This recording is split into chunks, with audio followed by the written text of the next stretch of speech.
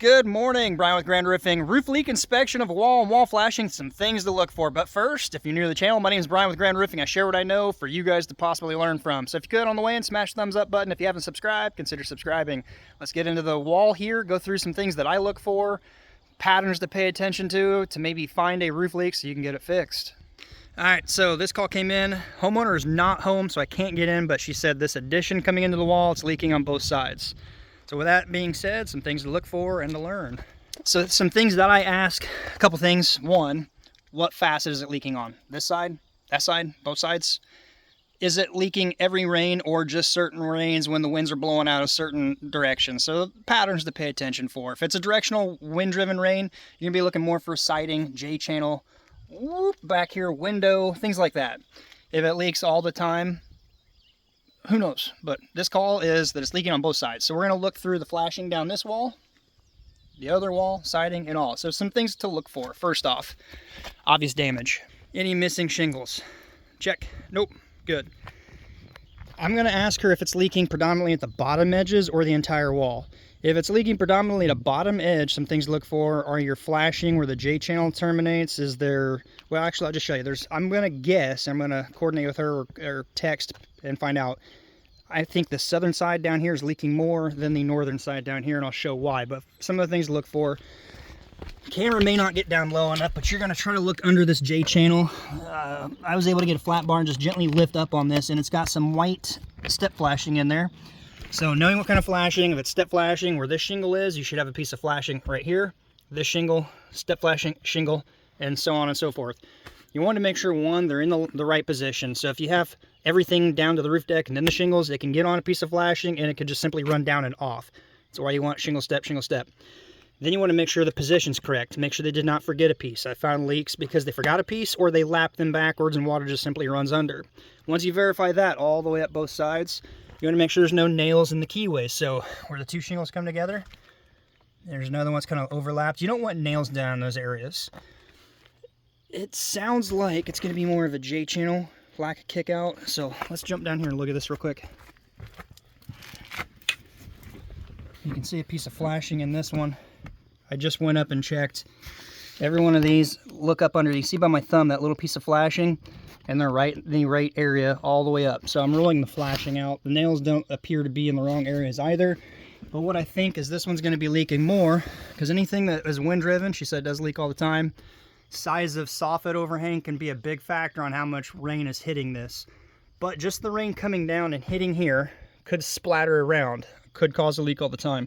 But she said wind driven rains, it leaks more. So more rain hitting the siding, coming down, anything catching your J channel is going to be channeled out and come out. Well, if you look at the southern side, it's hitting behind this piece of flashing.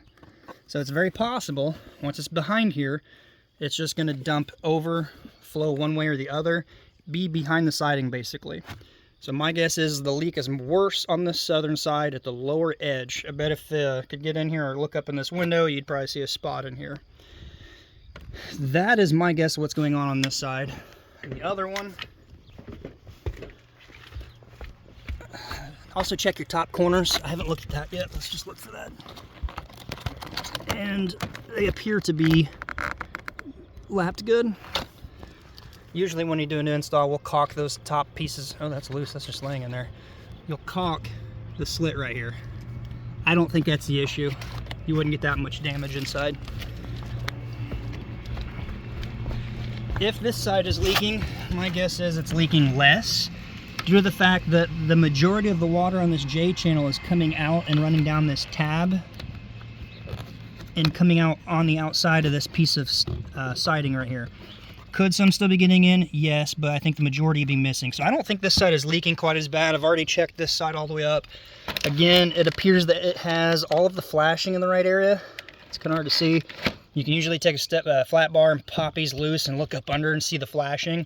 Again, they're all the way up. Just did that off camera a minute ago. You can see where some of these are loose. See the flashing under there?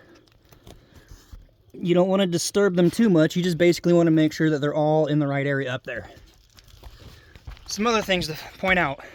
Now this one I have found before, but it's not as common because it's got to be just the right circumstances with everything.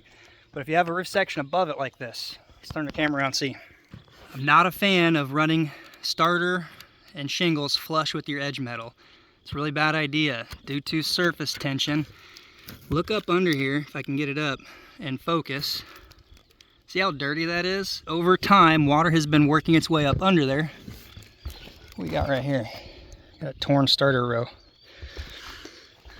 See if they're offset. Yeah, it's offset. That one's torn. But anyway, water works its way up under there. And I've seen a few leaks, it's not often, as I said, where it gets up behind here or it overflows, ice dams, and flows behind this. Well, the thing you're looking for at that point, and I don't think this is the issue, but I've seen where the soffit is slightly sloped towards the house. Well, the problem is if you get water coming down behind your gutter, into your fascia, over the apron, onto the edge of the roof deck, and it comes down, it can simply run down a negative slope into the house and down your siding. It's not often, it's not common, but I have found that, so that's just something to keep an eye out on. Me personally, you want these flat or sloping outward, so if it ever does come up in here or you're spraying your soffit to clean all this debris off, you want it running out this direction, never into your wall. People may disagree and want it flat, or I strongly encourage you not to ever have it go that way. Flat or out this way would be better. In my opinion, it's just logically thinking. As I said, it's not common, but something to watch for. I really think the issue here is the lack of kickouts on the two sides, and I'm going to call it that this side is leaking worse. So I'm going to send them a text message and ask, hey, is it worse on the southern side? Is it down at the far edge? Probably take a picture of this and send it over to them.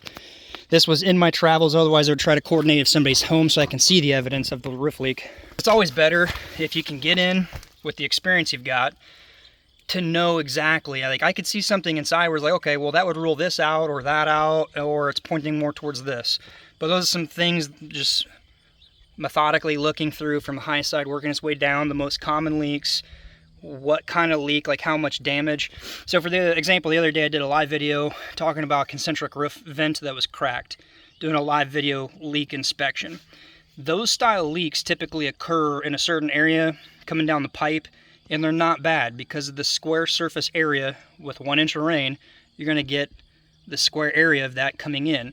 Now, if you've got, say, something around a flange where the whole roof section above is catching, gathering 1 inch of rain, times that whole square surface area from the leak above, it's a lot more water. So the amount of damage you see, is it spotting or is it drop the ceiling? Is it near a valley? Those are just all things that come with experience, and that's why I'm trying to share what I do here with this video for you guys to hopefully help find leaks, or to maybe see if a particular leak is confluent with the evidence you're seeing, I guess. All right, I got to get back over to the crew. I got to go look at one more quick stop, work my way through Arcadia, do some install stuff, shoot down to Sheridan, help the guys out for a bit, and pack up early today. It's going to be a long day for the guys today, maybe wrap up tomorrow because it's a big gnarly job. Maybe I'll shoot some content out there, upload this on the drive, so if you guys could, give it a thumbs up, do it for you and those that are looking for it. Hopefully you learned something beneficial out of this video. Until next time, be safe. We'll see you on the next one.